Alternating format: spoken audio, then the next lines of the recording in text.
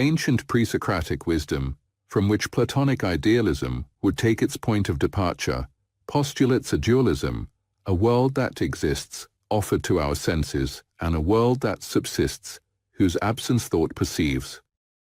Within this horizon, man lives suspended between two dimensions, the sensible and the intelligible. Between them operates a kind of continuous and profound osmosis, whose mechanism plays a decisive role in understanding the processes of transformation of reality.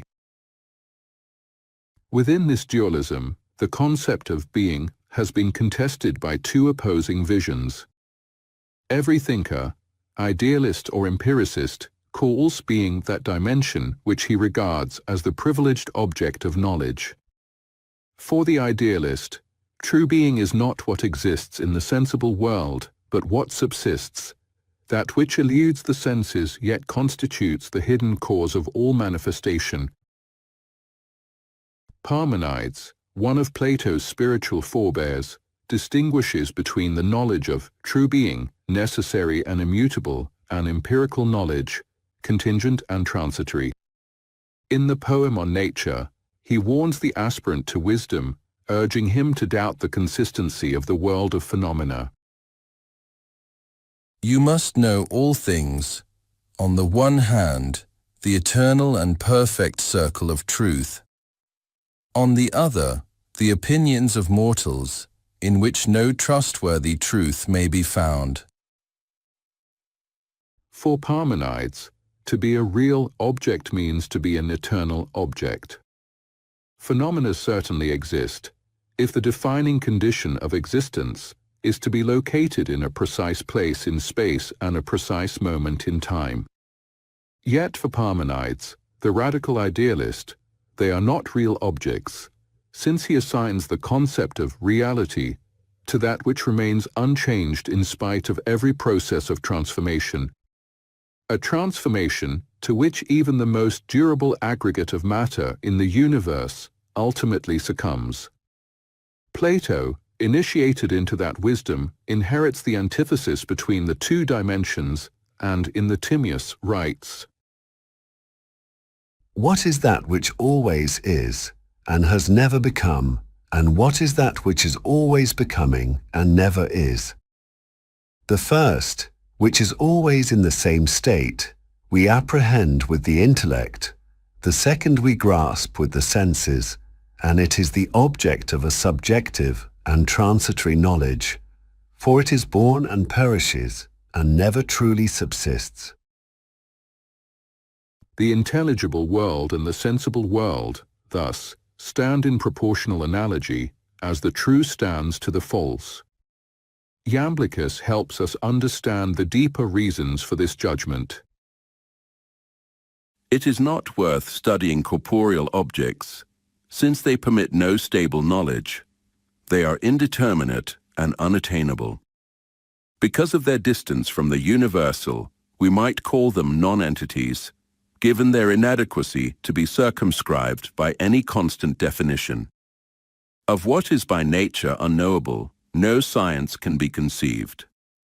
We have no need of a science of what does not endure, but rather of a science whose object is entities in their genuine sense, ever identical with themselves, immutable, for which the term being is fitting. For, as Archilogon said, whoever knows the universal correctly is also able to know the particular rightly in its real essence. The idealist stance of Parmenides, who treats sensible entities with disdain and enjoins us to turn our gaze toward the intelligible world, appeared to Plato excessively one-sided. Plato does not despise the sensible world. Instead, drawing on his Pythagorean sources, he investigates the mechanism of interdependence between these two dimensions, opposing Parmenides' unity of forms to Heraclitus' multiplicity of phenomena. Cassirer explains how the state of flux of the phenomena lay at the heart of Heraclitus' reflection. An object of sensible perception is but a fleeting phenomenon, a single moment in a continuous process of change. No two of these moments can be considered identical. No state ever reappears at a later instant in the same way as it once appeared. Heraclitus was therefore right to compare the world of the senses to a river, declaring that we cannot step into it twice. In the realm of phenomena belonging to space and time, human thought can never find any fixed point of support. It encounters no firm or stable ground on which to rest. Concentrated upon these objects, our thought is constantly driven from one position to another.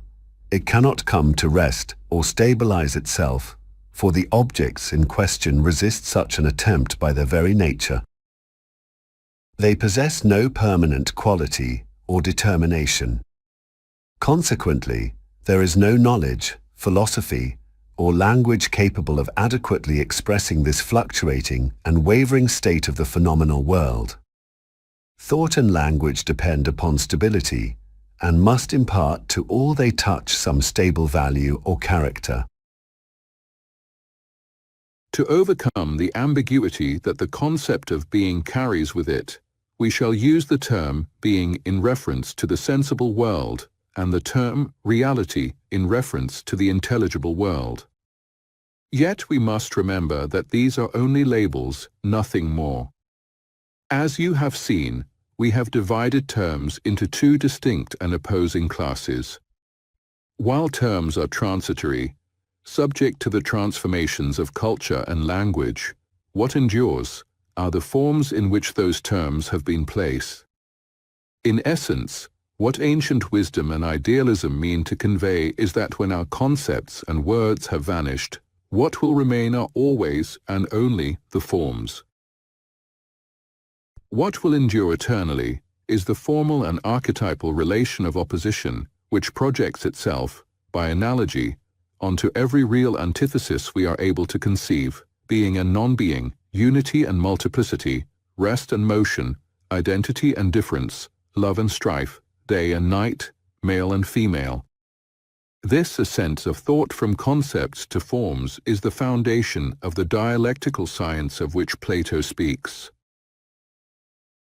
In the Pythagorean metaphysics on which Plato modeled his logic, the concept of reality was thus conveyed by a mathematical term, the one, the whole, the all, that totality which, however, is dual in itself, since it comprises both the ideal unity and the multiplicity of existing things.